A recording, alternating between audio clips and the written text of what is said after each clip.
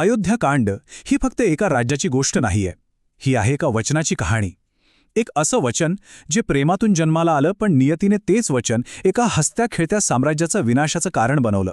चला, आज आपण अयोध्येच्या त्या काळ्या रात्रीत प्रवेश करूया, जेव्हा आनंदाचा सूर्य मावळला आणि सगळीकडे फक्त दुःख आणि अंधार पसरला.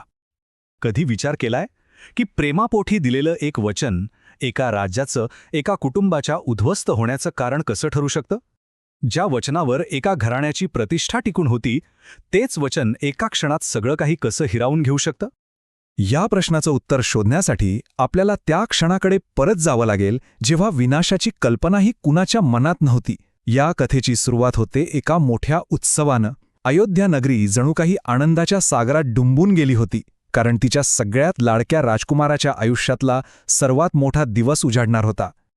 जरा डोळे मिटून कल्पना करा, संपूर्ण अयोध्या नगरी एखाद्या नववधूसारखी सजली आहे.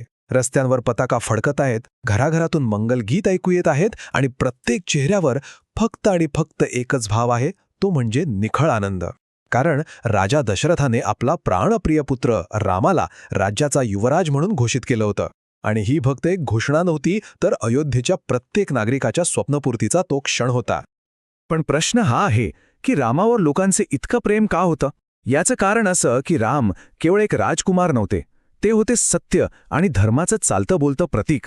त्यांच्यामध्ये इंद्रासारखे दैवी गुण होते, पण तरीही ते प्रत्येक नागरिकाशी अगदी समानतेने आणि प्रेमाने वागायचे. इक्ष्वाकू कुळाचा अभिमान असूनही त्यांच्यात अहंकाराचा लवलेशी नव्हता. म्हणूनच त्यांचा राज्याभिषेक हा लोकांसाठी त्यांच्या उज्ज्वल भविष्याचा उत्सव होता. पण म्हणतात ना, जिथे प्रकाश खूप जास्त असतो तिथेच सावली ही तितकीच गडद असते. अयोध्येच्या या आनंदात एका व्यक्तीच्या मनात मात्र मत्सर आणि द्वेषाचा अग्नी धगधगत होता, आणि ती व्यक्ती होती मंथरा.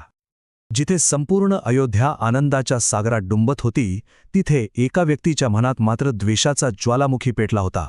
ती होती राणी कैकेयीची दासी मंथरा. रामाच्या राज्याभिषेकाची बातमी तिच्या कानावर जणू विषासारखी पडली.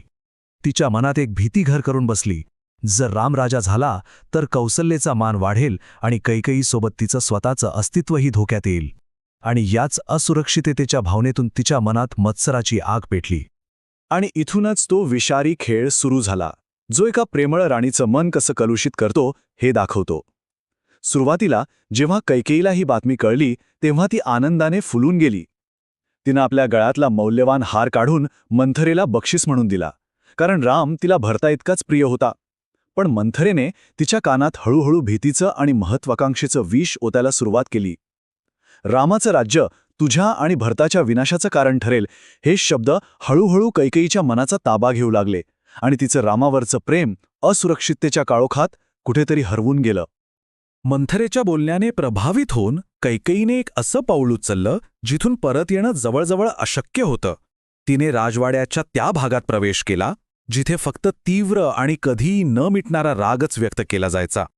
मंथरेच्या सल्ल्यानुसार कैकेयीने कोपभवनाचा मार्ग धरला.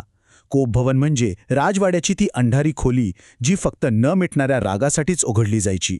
तिथे जाऊन तिनं राजवैभवाची सगळी चिन्ह उतरवून फेकली, साधी वस्त्र घातली आणि एका दीन अवस्थेत जमिनीवर पडून राहिली.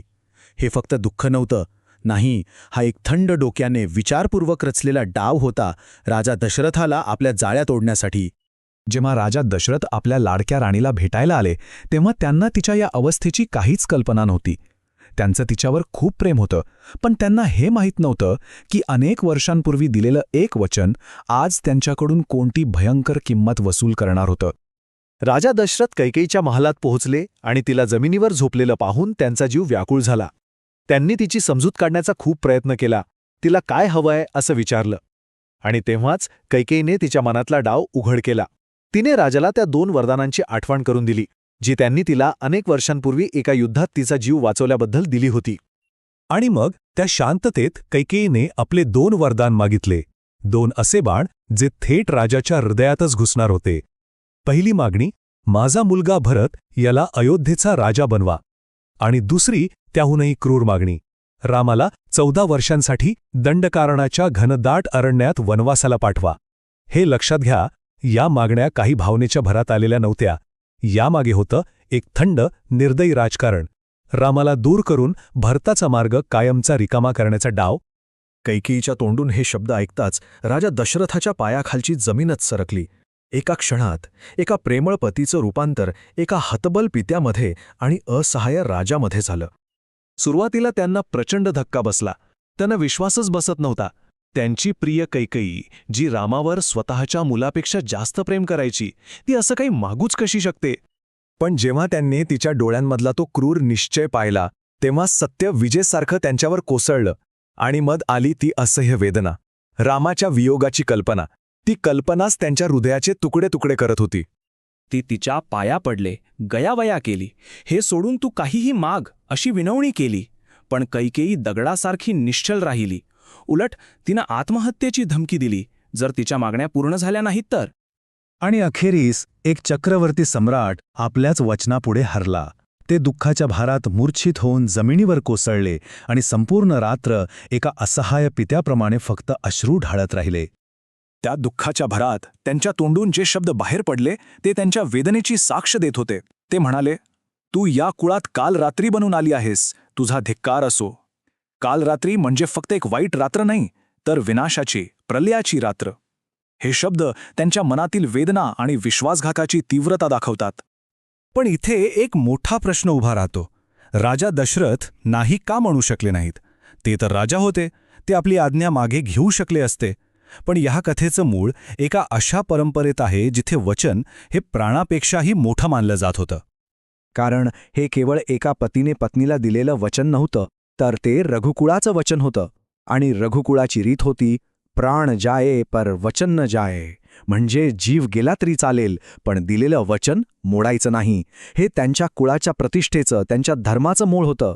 वचन तोडणं म्हणजे केवळ वैयक्तिक अपयश नव्हे, तर संपूर्ण वंशाच्या प्रतिष्ठेला कलंक लावण्यासारखं होतं.